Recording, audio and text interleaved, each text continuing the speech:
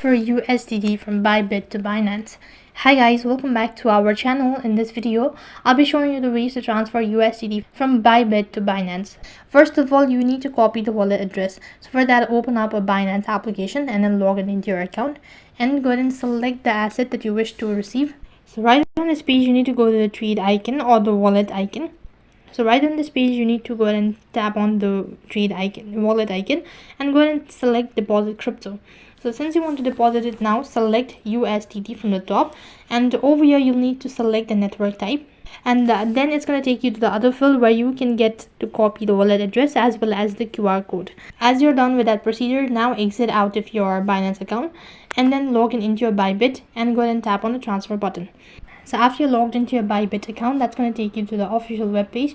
So from there, you need to go ahead and tap the transfer button. And as you click on the transfer button, you need to select the asset that you're actually transferring. And as you're done entering the information, then you need to go ahead and enter in the exact amount and all that.